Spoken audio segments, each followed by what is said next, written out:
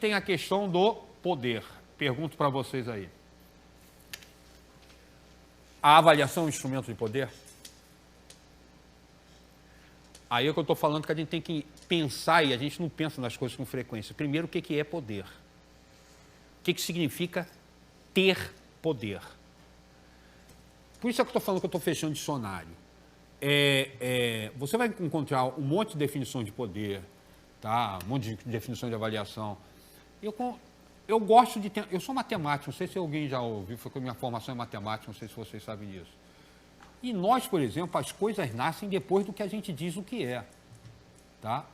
Um triângulo é o polígono de gênero 3. Polígono, a gente define, e essa definição é o atestado de nascimento de um objeto. Você fecha o objeto. No dia a dia, na prática, a coisa não é assim. As palavras são vivas, são dinâmicas, muda. O significado das palavras mudam. E as pessoas usam as palavras da forma que lhe for inconveniente, propositalmente tirando do sentido que tem. Poder. Para mim, poder é a capacidade de sancionar.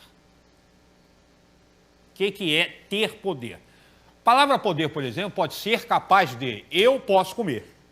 Por quê? Porque eu ainda tenho boca, tenho mão, como? Eu posso falar, eu ainda tenho voz. Agora, esse poder aqui é o poder no sentido de poder sobre o outro. Poder sobre o outro é poder de sancionar. Me conta uma coisa. Guarda de trânsito tem poder? Tem. Ele te mete uma multa. Juiz tem poder? Tem. Assaltante tem poder? Tem. Ele te mete uma bala. Tá, você tem medo. O que realmente faz você fazer o que ele quiser é o poder de sanção dele. Inclusive que a sanção dele é definitiva. Acabou, meu irmão. Ninguém mais vai ter poder sobre você. Médico tem poder? Não. Só se eu estiver internado. Isso eu estou falando porque eu já tive discussão. Eu sou diabético. Aí uma vez sentei na frente do médico e falei, ó, eu estou te proibindo de comer isso, comer isso, comer isso, comer isso. Aí quando ele terminou de falar, escuta, se eu comer, você vai me bater? Ele falou, como assim? Você me proibiu. Se você me proibiu, você tem que ter a capacidade de me sancionar. Se eu comer, você vai me bater? Não é forma de falar isso, é forma de perguntar. Você tem que dar uma instrução do que eu devo fazer com o meu corpo. Agora, o que eu vou fazer com ele é decisão minha, não sua. O médico não tem poder. Mecânico de automóvel não tem poder. Aí ele vai dizer o que você tem que fazer com o teu carro, mas quem vai fazer é você. Professor tem poder? Tem. A capacidade de sancionar dele. Tá? Eu falava uma coisa com os alunos, que eu estou falando que eu penso nisso há muito tempo. Eu falava aspas na base da brincadeira, porque brincando com frequência você fala grandes verdades. Eu virava para ele e falava assim, eu sou o caminho, a verdade e a possibilidade de aprovação. Ninguém chegará ao ano que vem se não for por mim. Porque, na verdade, isso era uma forma de brincar com ele, mas para declarar que eu era poderoso. E até certo ponto sou. E exatamente para controlar esse poder que a gente tem algumas coisas espetaculares na escola. Você tem controles na escola, coordenação, orientação pedagógica, que limita o poder do professor, porque tem uns caras que são doentes, né? Tem uns professores que acham que se arrebentar a turma de ponta a ponta, sou um professorzão, 80% da turma está com 0. Vamos discutir esses zeros aí, porque você pode estar fazendo exclusivamente uma questão de poder. E outra, entram determinados elementos na hora de subjetivo, na hora que vai aparecer aqui, na hora de tomar decisões, complicado. Mas é instrumento de poder? É. E a gente tem que ter muito controle com ele. Diga-se de passagem que eu sempre adorei conselho de classe. Aspas. Porque não existe mais chato, nada mais chato que o conselho de classe. É uma coisa muito chata. A gente sabe que normalmente é uma correria. Todos os colégios fazem conselho na mesma semana. Aí você sai de um, tem que correr para o outro e outro. E esse troço ficar guardando não é comigo. Tinha um colega que, Beja o nome dele, professor de português, ele ia para o conselho de classe sem incendiário, cara. Ele sabia o nome. Ah, não, porque é o pai dele. Como é que você sabe o nome do pai de um aluno, cara? Tá? Eu tenho dificuldade de saber o nome do aluno, ele guardava o nome do pai, cara. Ele sabia a nota, como ia. Eu falei, cara, tá, eu queria ter um cérebro desse. O meu HD é passionado, pedaço ligado para isso é muito pequenininho, carrega rapidinho, não dá mais. Então era um porre. E quando começava, então, começava aquela história assim, hoje nós vamos começar nosso conselho com uma reflexão. O rato comeu meu queijo. Eu já me preparava com uma tonelada de coisa para fazer, como todos nós, né? É válido? É. Mas tinha uma coisa que eu estou falando que eu gosto do conselho de classe, gosto mesmo, porque ele tirava da minha mão a decisão sobre a vida dos outros sozinho.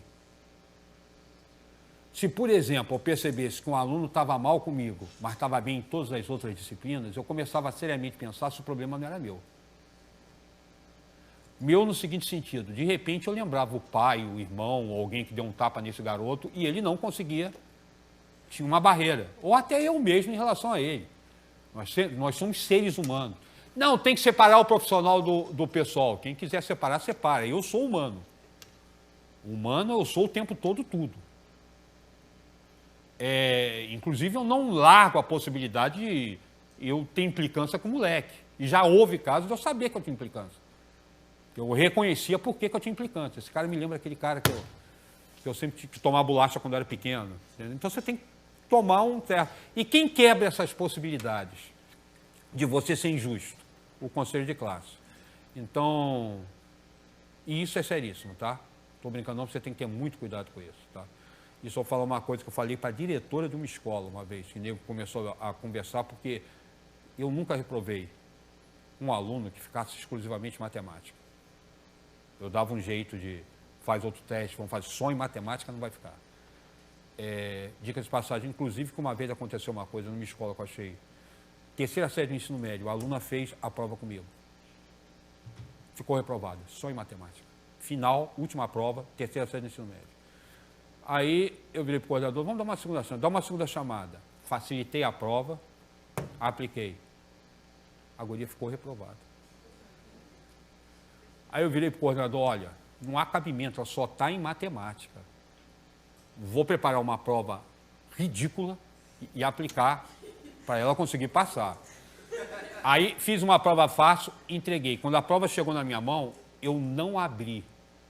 Eu virei para o coordenador e falei assim, escuta, a aluna vai ter acesso à prova?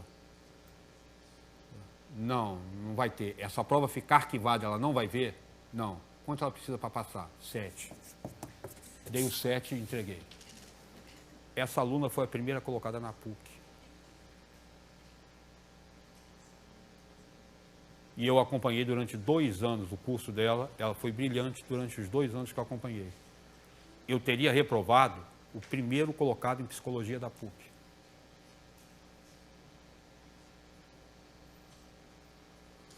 Tá? O que tinha ali por trás? Tinha alguma coisa por trás daquela garota comigo, alguma coisa estava rolando que bloqueava ela fazer as minhas provas. Certo? Então, e isso eu falei para a própria diretora dessa escola, eu não vim ao mundo para brincar de Deus. Não vou decidir sozinho o destino das pessoas. E isso o conselho de classe, para mim, é fundamental. Eu sempre quis fazer parte do conselho de classe para verificar se eu estava sendo injusto em alguma decisão. Eu estou decidindo a vida dos outros. Tá?